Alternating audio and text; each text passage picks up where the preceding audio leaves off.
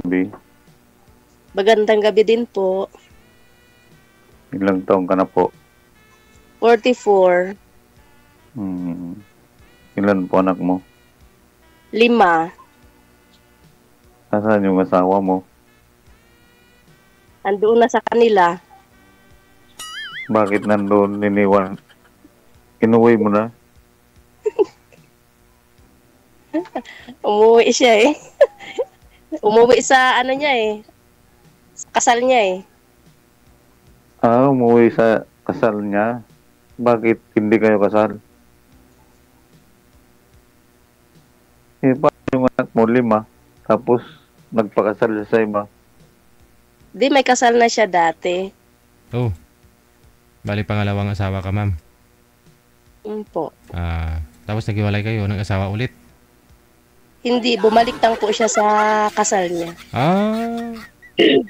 Bumalik ko na doon. Po. Hindi ka manamit. Kayo po, sir. Taga saan po kayo? Magpalangga. Sa Albay? Bicol. Hmm. Layo. Malayo? Opo. Ilang taon na po kayo?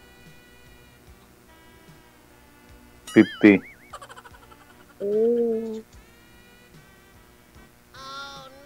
Asan na yung asawa niyo? Nag-abroad na. Sa ibang bansa. Ba't di mo sinundan? Mahal yung pamasahe. Yun lang. Dan tayo sablay.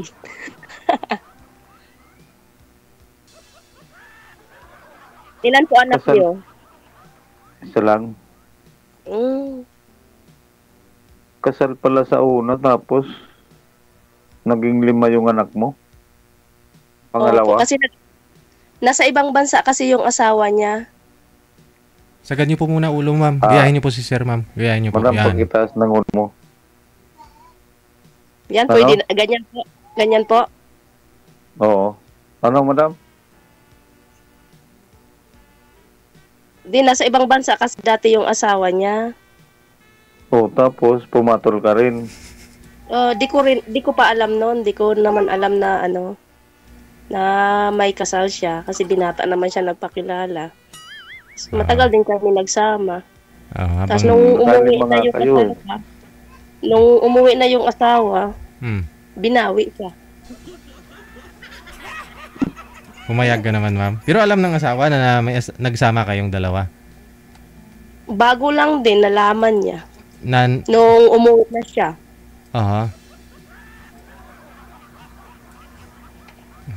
Ilang years kayo nagsama, ma'am? Habang nasa abroad yung asawa niya? 10. 10 taon din.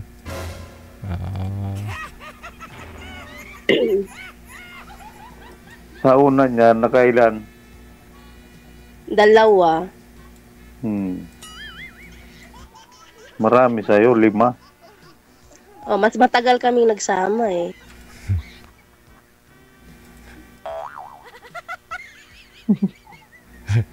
Paano yung ma'am? Paano yung sustento? Nagbibigay naman siya. Kasi nag-aaral yung mga bata. Hindi naman siya pumapalya sa sustento. Nagbibigay naman, binibigay naman yung kailangan sa mga bata. Ibig mong sabihin, magkano yung pinapadala? Kulang pa siguro yan sa 6? 5 po. Kaya po nagtatrabaho po ako kasi kulang talaga. Kulang. Bakit ka napasok dito sa imo? Lagi kasi akong nanonood kay DJ. Marami ka nang pinanood. Anong makukuha mong payo sa'yo? Sa akin naman, hindi naman siya yung iba dyan kasi minsan natatawa ko kasi nga ang iba, tumitingin sila sa panglabas. Hindi nila tinitingnan kung ano yung kalooban ng tao. Hindi, ma'am, yung payo mo, yung payo na nakuha mo para sa sarili mo, ibig sabihin ni sir? Ay, para sa akin. Kasi nagmahalo kayo na may asawa po pala. Ano po? Dapat maging mapanuri. Wag basta-basta maniwala Panuri sa ano? pag sinabing binata, no? Mapanuri sa pagpili. Kasi para hindi maulit yung maling Mali. desisyon sa buhay. Tama yung kasi ginawa ninyo eh. Alam mo nang may asawa siya tapos bumalik. Hindi niya po alam sir na may Nagsinungaling. asawa daw eh. Hindi ko po Nagsinungaling alam yung kasi lalaki. hindi ko po kasi alam kasi nga binata naman yung pakilala niya tapos never ko rin kasing na-meet yung mga families niya kasi nasa malayo kasi. Kaya hindi ko nami-meet din. Kaya wala rin ako mapagtanungan sa tagal naming nagsama. Kaya yun. Nagulat na lang ako Okay. nung biglang dumating yung dati niyang asawa. Sa tennis. Pakitaas po, madam, ng sa 10 years na pagkasama ninyo, walang balita. Kahit man lang sariling tao. Wala po. Kasi nga, malayo siya sa family niya eh. Dito kasi kami nagsama talaga sa Baguio. Taga-saan po yun? Taga-saan po yun, ma'am? Sa probinsya siya. Malamig kasi dyan sa Baguio. Kaya nakarami. Pakitaas po, madam. Taga-saan po siya, ma'am? Anong province niyang nakasama? Samar po. Samar. Malapit lang. So, ibig sabihin, Layo. nung tinanong mo, ba't di mo ako pakasalan? Nakalima na tayo. Dalawa na yung anak natin. Hindi mo ako pakasalan. Hindi mo sinabing gano'n. Nagsabi rin naman kasi siya sa akin na magpakasalan ako. Oh. Ako naman yung kasi sabi ko, mga kapatid ko kasi kasal nga, pero yung hiwalay din. Kaya sabi ko, ayoko magpakasal kasi para pag naghiwalay, walang habulan. Parang ganun yung ko that time. O, di sana nalaman mo, hindi umabot sa 5 yung anak mo. Nalaman mong kasal pala siya. Siyempre, kukuha ng sinumar yun. Yun na nga sana eh. Oo. Yun nga ang pagkakamali ko noon. Kaya tuloy, nakarami muna bago nalaman. O, ito ho si sir, pang-pitong sali niya na po ito. Pang-pito ka na pong nakausap dito, ma'am. Medyo Ganun po. Oo. Kasi, Mapanuri na.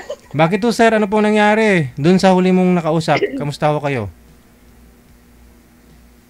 Hindi talaga niya tinawagan ako, hindi niya na nakuha. Pagkatapos namin, nag-usap wala na. Hindi na kayo nag-uusap sa off-cam. Hindi kanya inad. Sabay ganun. Oo, hindi niya ako inad. Oy. Yun lang. Kaya naghanap ako ng seryosang babae. Wala naman eh. Kaya nag-searching ka pa rin. Oo. Magbabaka sakali ngayon na petsono ka. So yung nakausap ko naman, 5 yung anak. Sablay. Ayaw mo sa 5, sir? Sablay na naman. Malalaki naman na po yata. Yung bunso niyo, ma'am, ilang taon na po ngayon? Maliit pa po. Ilang taon na? 2 years old pa lang po. Oh, Kawawa naman talaga yun. dumididi pa. Nagdididi pa yun. Hindi pwede. Hindi na po. Hindi pwede. Kawawa na may bata. May kahati na tuloy. Kung mag-asawa ka, ma'am. Oo.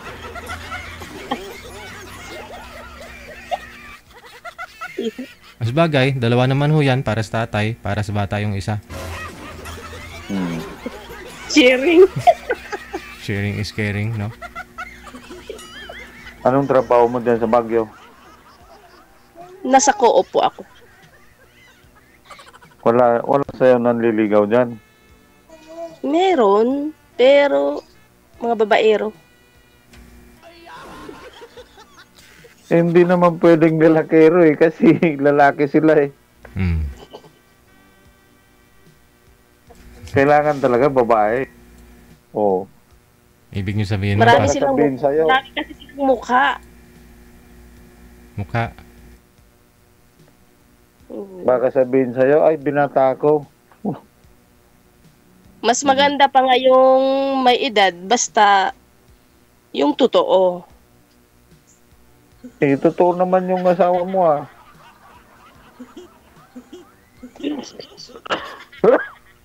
Nagpakatotoo sa'yo.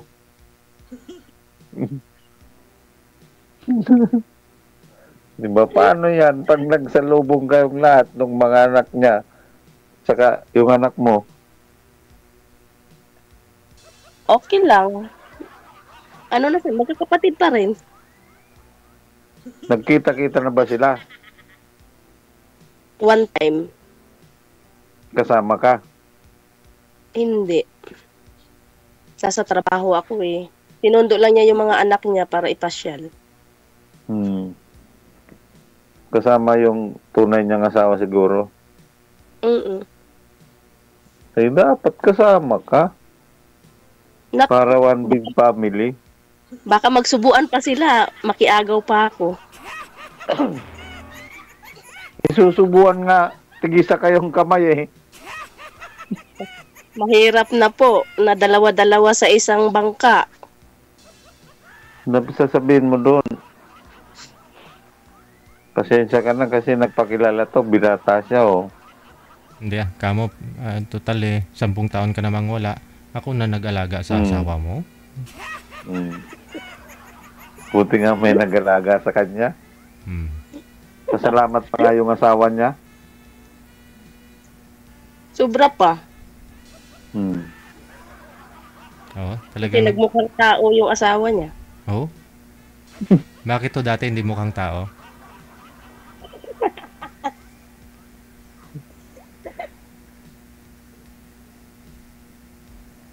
Saan ka sa Albay, kuya?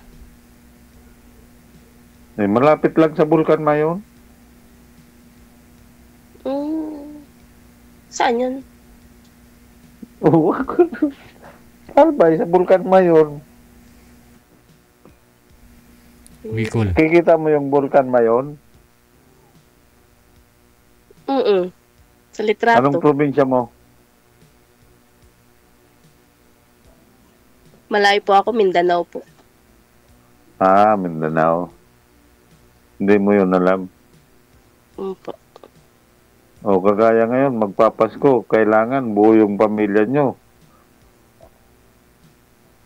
Hindi po yun mangyayari na po. Bakit? Nandyan ba yung asawa niya? Hindi na bumalik. Ay, gawa ka naman talaga. Kung pwede nga lang hiramin eh. O, chat mo, sabihin mo sa asawa niya. Pwede mahiram to, saglit lang. Family bonding lang. Ayaw kong makikigulo na sa kanila. Okay na ang buhay ko na mga anak ko yung focus. Siguro yung budget sa mga anak mo, 3,000 isang buwan? Di pareho po. Pero 3,000 estimate ko eh. Minsan bababa po. Pag wala siyang trabaho kasi hindi naman nagbibigay yung asawa. Hindi naman talaga magbibigay kasi di naman yun karapatan niya eh. Dapat talaga yung lalaki magtatrabaho para mabigyan yung pamilya niya. Tingnan mo ngayon, oh, di ba iniisip mo, parang iiyak ka na ngayon? Hindi Tapos na akong umiyak po.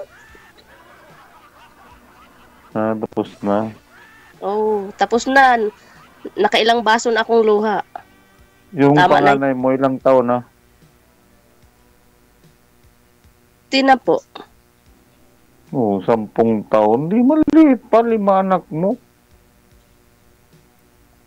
Siguro 10, 7, 5, 3, 2. Di ba? Mayroon naman yung may magkasunod sila nga year. Nalagyan agad.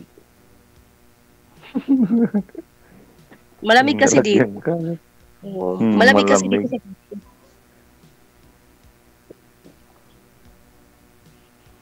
Yung mo kuya, ba't umuwi yung asawa mo? Hindi na. Naghahanap na yun. Malay mo kung kasi wala ka pa naman kasiguraduhan. Hindi, sa tagal ng 13 years. Yun nga yung, ano, nung lakay ko. O, 10 years meron din. sila, meron kasi sa mga anak nila may komunikasyon. Bagay. Hmm. Tapos sa ganong taon, di ka nakahanap dyan sa inyo. Hindi ako nakahanap. Kaya nandito nga ako sa imo kay Sir DJ naghahanap. Meron mahanap sana kaso hindi naman sinasagot. Yun Sa lang. susunod na buwan, petsa 1 ngayon, November, o mga December, Baka sana meron. makahanap na ako. Oo. Oo. Ano lang. Kulik at kulik, but silik. Hmm. Dapat makahanap din ako ng taga OFW. Marami dito. Marami dito. Makahagilap ka rin. Yung asawa mo na lang, sir. Di ba nasa abroad ngayon yung asawa mo? Balikan mo. Yun ang Oo, hanapin. Sir DJ, nasa abroad sa ibang bansa, matagal na. O, di balikan mo na lang, sir. Kasi may anak naman na po kayo. Total, nasa abroad naman eh. Hindi naman yun, mababalikan na talaga. Ayaw naman niya sa akin. Nagsabi na. Ang katibayan niya, kasal lang kami sa papel. Yun lang. May ibig sabihin Kaya yun. hindi na ako nakikialam sa kanya. Pero wala naman kayong maling ginawa, sir. Wala, hindi naman siya nagpapaliwanag kung anong maling nagawa ko sa kanya eh. Wala talaga.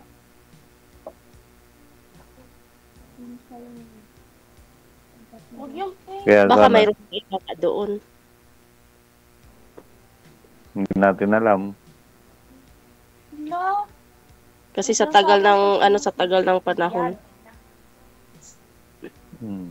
Kaya baka maswerte ako dito kay DJ.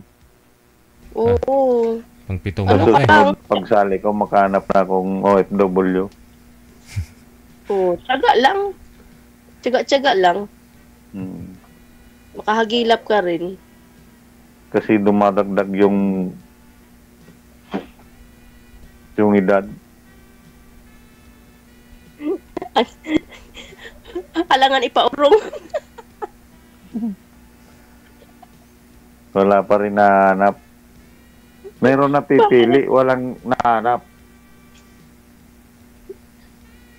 Yun lang.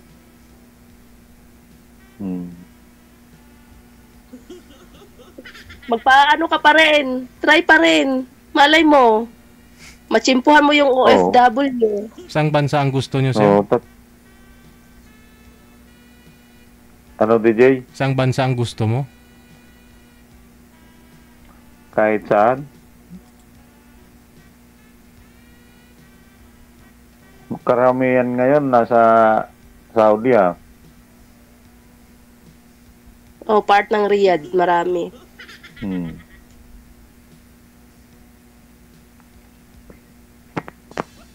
Napapanood ko rin yung mga sumusunod na mga buwan.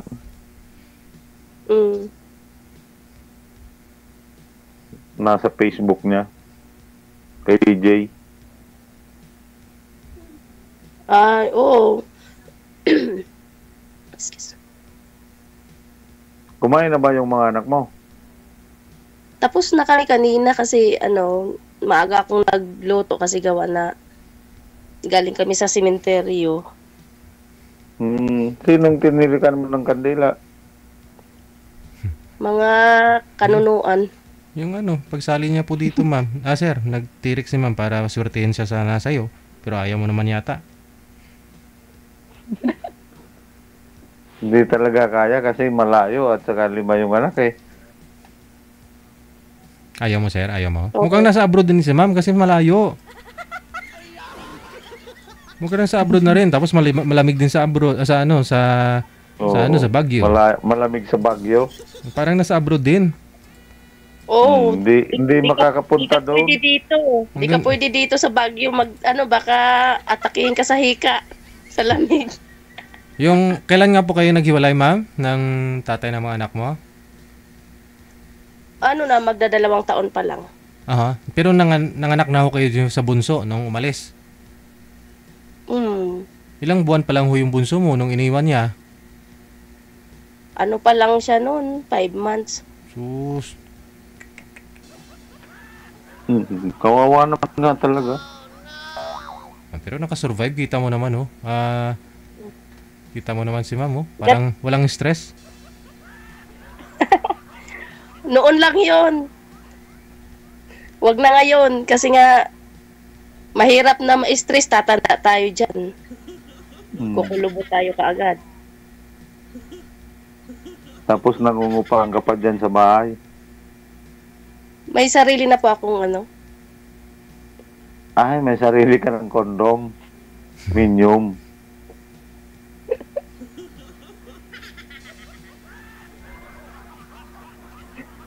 Sino nagbigay niyan? May konti kasi akong ipon nung dalaga pa. Nakabili ng lupa, tapos pinatayo. Barong-barong hanggang sa lumaki. Anong grade na nung 10 edad mo? Grade 5? 4? 6 po, 6. Ay, grade 6 na. O, di paano yan? Pag mag-graduate yung anak mo, di pupunta yung asawa mo dyan. Oo. Kasama Sports yung asawa niya. Oo. Pwede rin. Saan po si mister nyo ngayon, ma'am? Andiyan siya ngayon sa Pampanga. Oh.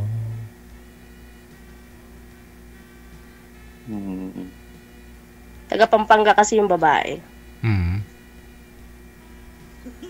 Sayang kung nag-asawa ka ng soltero yun. Ganon talaga ang buhay, kuya. Hindi natin masabi ang swerte. Ang Kung pag-isisip talaga sa uli. Oo. Hinalo ka na ng kasal, ayaw mo.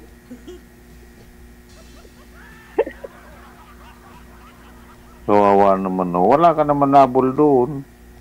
Wala. Kaya, paraya na lang kasi wala kang laban doon.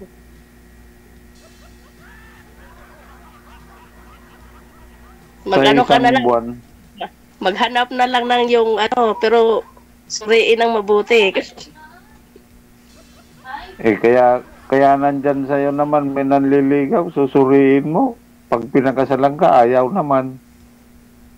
Hindi na sa ngayon. Natauwag ka na. Parang may tumatawag yata kay ma'am. Sa namin, Bible study namin. O, sige. Mabuti na mamanage mo pa yung time mo, ma'am, no? Nagka-Bible study ka pa? Sa malit mong anak, malimaho yung anak mo. Ganitong oras po, alas 8, nagba-Bible study kami. Mayroon kasi kaming online.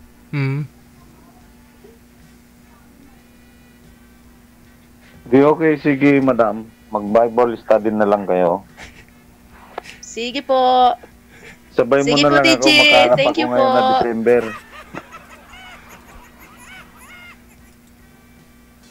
Paano na? Ibababa ko na po, Sir DJ. Sige, good luck Sir po sa DJ. inyo. Pwede naman ho kayo, no? Magpatuloy sa pag-uusap sa off-cam. Friend muna. No? Opo, sige. Maraming salamat. Sige Thank po. you. God bless.